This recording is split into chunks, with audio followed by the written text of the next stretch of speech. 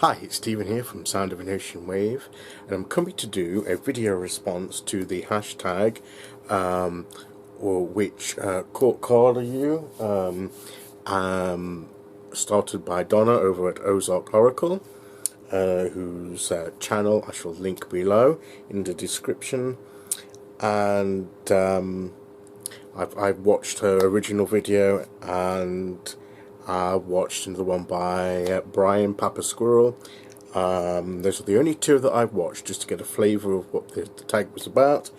I shall watch others once I've done mine, but I didn't want to watch too many. I wanted to come at it, just get the gist of what it's about, and then just go straight in there. And I'm coming at this in my own way, doing a different slant to it, but still at the end coming to a conclusion that will fit with the question of the tag. But I'm going to do a bit of preliminary discussion before I get to the final result. Court cards are often a source of confusion, difficulty with people when people are learning the tarot and how they apply, and do they always relate to people?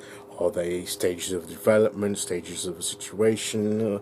Are they qualities or influences in events? And I'm sure that at times they're all of the above, but this video is not to go into how to interpret the court cards, although this tag does make you think about them and how they relate to you as an individual. So I suppose we're looking at personal characteristics and qualities, and how they relate to us and perhaps to other people. And one thing I'll say is this is from my own viewpoint as to how I see myself, and how and other people looking at us from the outside. If they were asked to choose which court card we were, assuming they knew all about tarot and knew all about the court cards, may come up with some a different answer to what we would, because they may only see certain aspects, or may see certain things in us that we perhaps don't see, or they may see things that that we only project to the outside world. They don't understand everything else going on within. So this is purely from how I see things, and how I see things now at this time. So when looking at which court card I was, first of all, I wanted to identify the suit, and I narrowed it down to I ruled out wands. I didn't think I was got wands energy there much at all. Let me backtrack there. I think we have aspects of all of these court cards in our personalities to varying degrees or another. I think what this is asking is, what are the dominant or predominant aspects of our character, and the degrees of which this is true can change throughout our lives, and as we change through experience and learn new things and develop as people on our spiritual journey.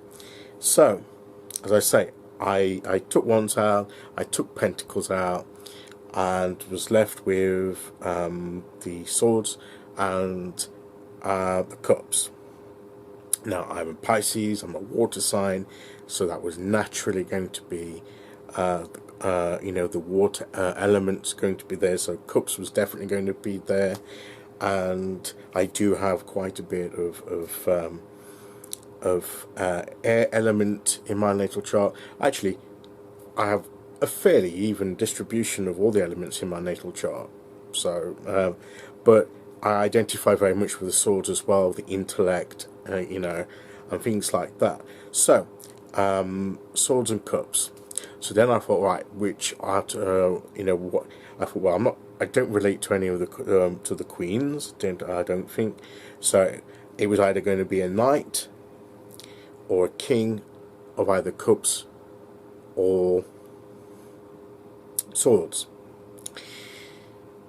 I didn't think I was at the stage to say that in either of those that I was at the stage of being a king, so I narrowed it down to the Knight of Swords or the Knight of Cups.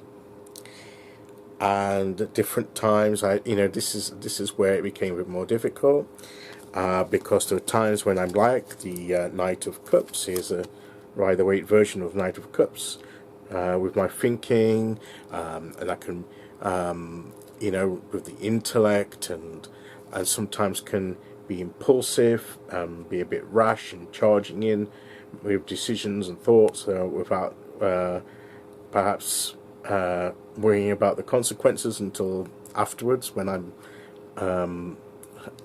experiencing the consequences. So here's the Tower of Dreams there.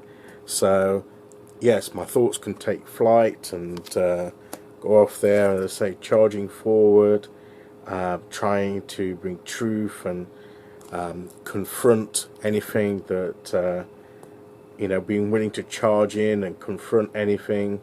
They're very bravely ready to ride out on an intellectual mission. And there you can see in the original Rider-Waite, you can see that he's charging forward against the wind, so willing to go against the grain, willing to go against the flow, if you like, of challenge established thought. And I've often questioned things and had a questioning mind, sometimes to the point where it's gotten me into trouble sometimes, and that's where at times I have had that Knight of Swords quality. But at other times I've had the Knight of Cups, where my imagination, I've sometimes lived in my imagination, perhaps sometimes a little too much, just casually, just riding by, focusing on something, oblivious to the world around me, and about to get caught up in the emotional flow of life. And at times, I do experience the ebbs and flows, the rises and falls of the emotional water element. But very much sort of trying to ride the waves of that. And this one here, the King of Cups from the Deviant Moon tarot, where he's got the green, is it verdigris, that you get from with age and wear, particularly if he's been traveling, going with the ups and flows for some time, and yes, I'm I've been around a bit now and had plenty of experiences, and maybe become a little jaded sometimes through past experiences, emotionally, and sometimes I can be a little bit sensitive emotionally, so I'm still learning to get to grips with that. So I think a blend between the Knight of Cups and the Knight of Swords would convey where I've been for some time. But then another thought hit me that at times I can be a king. King of Swords, King of Cups. Well, I didn't think King of Swords because I'm not that, although I do go by my head and intellect a lot. I do think about things. A lot of my thinking comes from the emotions, emotional reactions to things, and there's that very strong connection between the mind and emotions, which is more like the King of Cups. And then I began to think, well, I'm a believer that sometimes that maybe I'm being a little bit a bit too humble by not wanting to be above the status of a knight, that I didn't want to appear to be, saying, "Oh, I'm a king," but in stating that you're the king of wands, king of cups, king of swords, king of pentacles, or anything like that, you're not saying that you are a king, that that everyone should bow down to you and everything like that. So, and I thought about it, and I thought, well, this is more in tune with my core self, maybe my higher self, what my mission in, or somebody. I think it was Brian Papa Squirrel in his video mentions. No, that wasn't in his response to this. It was in another video about soul contract, and I think that our general soul contracts that we can have with the universe when we come into this life are to fulfill a certain mission or purpose, and that's what he was talking about, destiny. That was and I think that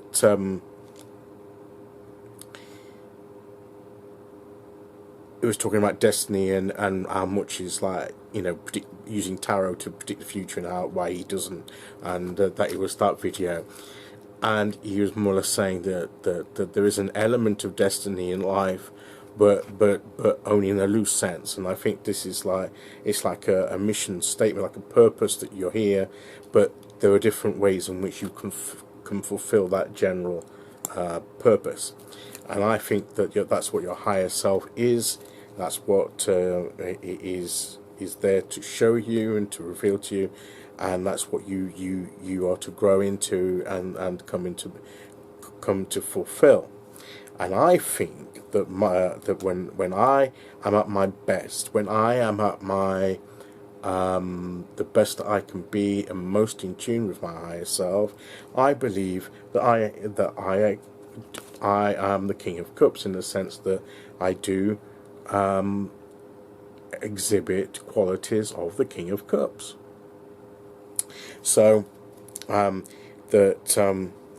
King of Cups is there. There you can see he's on a rock island. He's well grounded, he's secure, but he's got the sea around him. And again here, he's got the waves and everything going up and down, so that represents the emotions, but he's got the grounding there and stability in the midst of all that. And the same here with the Druidcraft.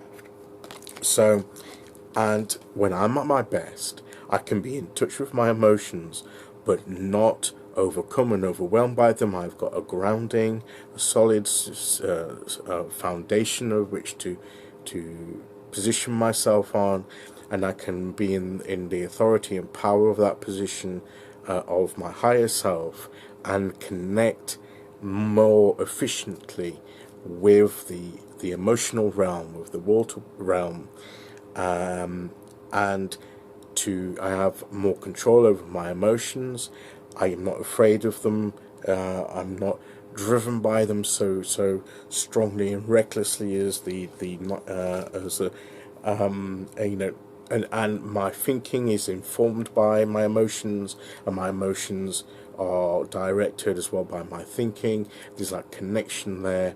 I've got that grounding there, and stability, and I've got things I can get the balance. And the other thing about the King of Cups is being able to help other people navigate the swirling waves of emotion, and that is something that I'm very keen to be doing. It's one of the purposes of my channel, to the messages that I give out, my daily readings and other things. I want people to be aware of the potential that they have as individuals, and that they can be an authority over the changing emotions and ups and downs of life that they experience. and that is my concern. So I believe through ideas and through the healing process of the emotions, that can be brought about, and that's what I believe that is my purpose to bring to the world, and there's a purpose for my channel, and it's something that I want to do more and more and expand upon, and that's. And so, in conclusion, although I have I've had these aspects of the knights, of cups and swords coming together, and I still have those elements, but more and more I'm seeking and becoming the King of Cups, and that's the card I'm going to ultimately say that these knights are leading to, that this king is going to be in governance over the knights to keep them in check and bring them together in balance. And often when you want to transform into something and you want to draw something into reality, that you act as if you have that now. So I'm going to be acting and declaring that I'm the King of Cups, even though they've still got a lot of way to grow into that, and you know, there's only moments here and there at the moment that I can say that I'm the King of Cups, but I'm going to say with faith and declaration that this, you know, I am the King of Cups, and believe it as a truth now, and then I know that reality of it will only increase. So that's my answer. Which court card am I? At the very heart of things, I'm the King of Cups. So there we go. But as I say, you can go through all the different stages of the court cards, different elements, you know, at different times, but you have to look at what drives you at your core, perhaps to find the real predominant court card that's applicable. And it'll be different for different people, and but that's my take on it. So it's been a very thought-provoking tag, so thank you, Donna from Ozark Oracle, and as I say, I'm going to link her channel below, and I encourage you to have at least have a think about it, and if you want to do a video, please do. And yes, I've enjoyed it, and this has been my response to it, so I hope it's certainly been very revealing for me, and I've been very happy to share my thoughts with you on it. So there we go. So that's the end. I could go on and on, but I've gone on too long already. But thank you for listening, everyone. Take care, and I'll see you all again very soon. Okay, bye bye.